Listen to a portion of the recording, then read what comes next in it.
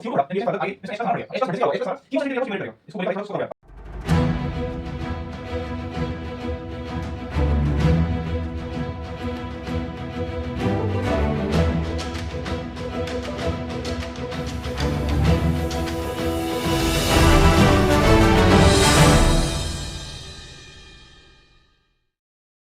hey yeah future doctors, this is Devjit, your biology educator and welcome to our YouTube channel Biologica। आज का हमारा topic है regulation of respiration. तो आपको याद रखना है कि हमारी बॉडी जो होती है ना, वो इंटरनली सब कुछ रेगुलेट कर लेती है, किसी एक्सटर्नल एजेंट की जरूरत नहीं पड़ती है अपने रेस्पिरेशन को रेगुलेट करने के लिए। तो इससे पहले हम एक टॉपिक पढ़ लेते हैं। आज का मेन टॉपिक शुरू करने से पहले ब्रीदिंग रेट। ब्रीदिंग रेट क्या होता है? एक इंस्पिरेशन एक्सपिरेशन की कपलिंग होती है, मतलब एक बार इंस्पायर किया आपने, एक बार एक्सपायर किया, तो उसको वन ब्रीदिंग बोलेंगे। तो ब्रीदिंग रेट कितनी होती है पर मिनट में? एडल्ट के अंदर 12 to 16 टाइम्स पर मिनट, और इन्फेंट के अंदर, इन्फेंट मतलब जो 1 ईयर से छोटे बच्चे होते हैं और जो इंस्टेंटली भी जब भी जस्ट पैदा हुए जो बच्चे, 44 टाइम्स पर मिनट उनके अंदर होती है। देन आते हैं अपने रेगुलेशन पे। तो रेगुलेशन दो तरीके से हो सकता है, न्यूरल कंट्रोल और केमिकल कंट्रोल। ठीक है, तो न्यूरल कंट्रोल के अंदर हमें दो सेंटर्स पढ़ने हैं और केमिकल कंट्रोल के अंदर एक सेंटर पढ़ना है। सेंटर्स प्रेजेंट कहाँ है? ऑब्वियसली ब्रेन में होंगे ना।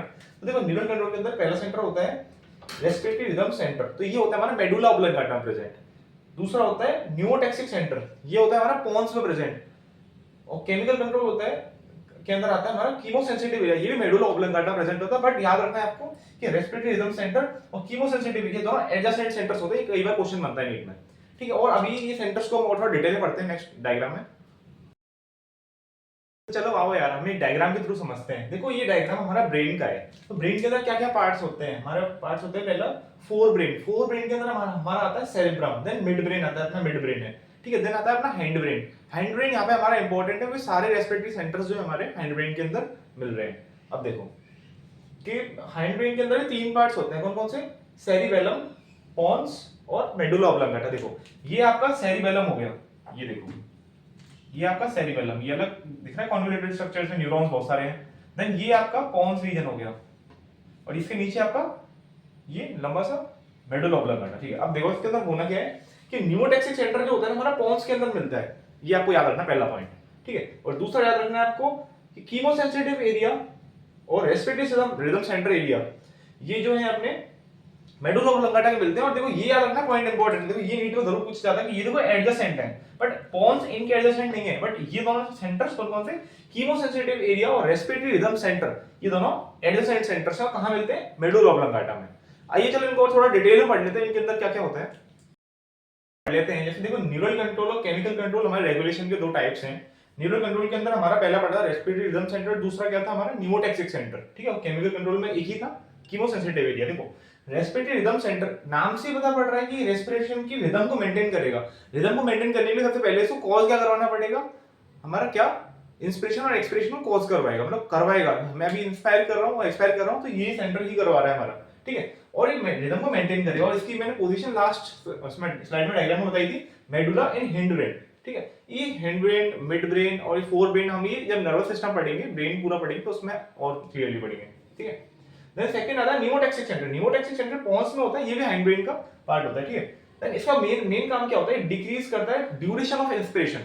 अब देखो मैं लंबी देर तक सांस ले रहा हूं, इंस्पायर कर रहा हूं, तो मैं पर मिनट के अंदर कम रिपीटिशंस कर पाऊंगा इसके। ठीक है, और मैं जल्दी जल्दी सांस ले रहा हूं, मतलब ड्यूरेशन मेरा कम है फटाफट इंस्पिरेशन का। ठीक है, तो ये ब्रीदिंग कौन सी बन जाएगी? Fast and shallow breathing.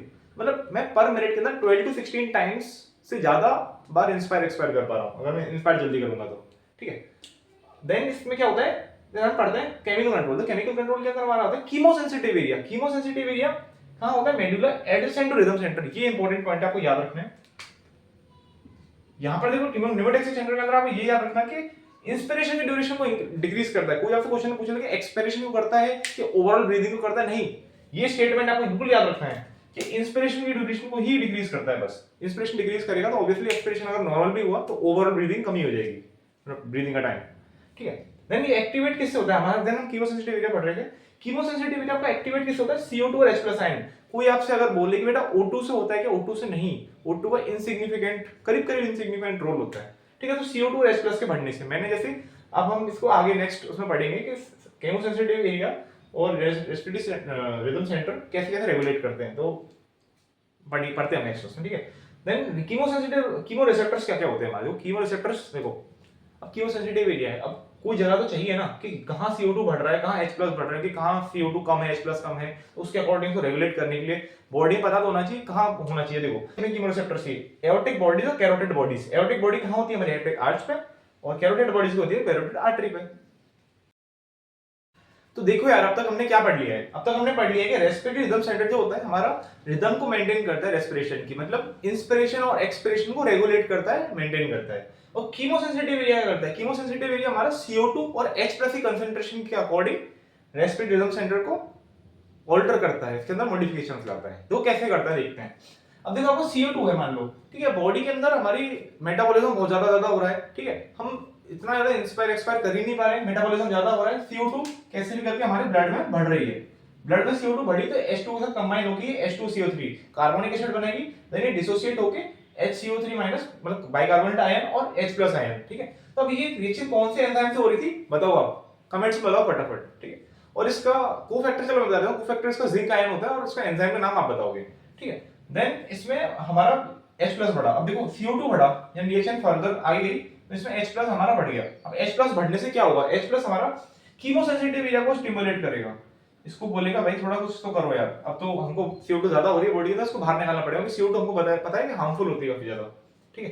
Then chemosensitive area further किसको स्टिमुलेट कर देगा, ये कर देगा रेस्पिरेटरी रिदम सेंटर को। अब देखो रेस्पिरेटरी रिदम सेंटर जो है हमारा इंस्पिरेशन एक्सपिरेशन को बढ़ा देगा, मतलब वेंटिलेशन बढ़ा देगा, बहुत जल्दी जल्दी फास्ट कर देगा हमारी, जैसे 12 to 16 टाइम्स पर मिनट थी हमारी ब्रीदिंग रेट, उसको बढ़ा देगा। उससे होगा क्या, तो ये हमारी जो बढ़ी हुई CO2 थी ना, तो ये कम हो जाएगी और ब्लड के अंदर रिलेटिवली ऑक्सीजन का अमाउंट बढ़ जाएगा। बस 2 पॉइंट्स रह गए, उनको भी पढ़ लेते हैं। पहला क्या है कि role of O2 is insignificant, role of O2 is insignificant in regulating respiratory rhythm. तो ये आपको याद रखना है, एनसीईआरटी का स्टेटमेंट है, ये नीट में बिल्कुल आ सकता है, आपको स्टेटमेंट वाले अदर्शन रीजंस में आ सकता है। अब देखो ऐसा क्यों, देखो हमने यहां पढ़ा था कीमोसेंसिटिव जो एरिया था वो भी CO2 और H+ की कंसंट्रेशन पे ही डिपेंड करता है, वो अगर बढ़ेगी तो क्या होगा, हमारा रेस्पिरेटरी रिदम सेंटर को बोला जाएगा जब फास्ट ब्रीदिंग कर दो, CO2 को बाहर निकालो, O2 को अंदर ले लो। तो यहाँ पे O2 का रोल ही नहीं आया ना, तो CO2 और H+ का रोल होगा, आपको याद रखना है। तो ये इंपॉर्टेंट स्टेटमेंट, O2 का रोल इनसिग्निफिकेंट होता है, ठीक है। देन हम पढ़ते हैं both chemosensitive area and pneumotaxic centre alters respiratory rhythm. तो कीमोसेंसिटिव एरिया कैसे करा था हमने अभी लास्ट स्लाइड में दिखा है कि पूरा डायग्राम के थ्रू समझा है कि CO2 बढ़ता है, देन H+ बढ़ता है, देन कीमोसेंसिटिव एरिया स्टिमुलेट होता है, ये फिर रेस्पिरेटरी रिदम सेंटर को स्टिमुलेट करता है, रेस्पिरेटरी रिदम को मेंटेन करता है। और न्यूमोटॉक्सिक सेंटर कैसे करता है, आपको याद रखना है कि ड्यूरेशन ऑफ इंस्पिरेशन को डिक्रीज कर देगा, जिससे क्या होगा कि ब्रीदिंग हमारी कैसे हो जाएगी, फास्ट एंड शैलो हो जाएगी, ठीक है। तो इस तरीके से ये दोनों रेस्पिरेटरी रिदम सेंटर को ऑल्टर करते हैं और जिससे कि रेस्पिरेटरी रिदम फाइनली मॉडिफाई होती है, चेंज होती है। So guys please like share and subscribe our channel, and ऐसी सपोर्ट करते रहिए, हम ऐसी और इंटरेस्टिंग और इन्फॉर्मेटिव वीडियोस आपके लिए लाते रहेंगे। Thank you.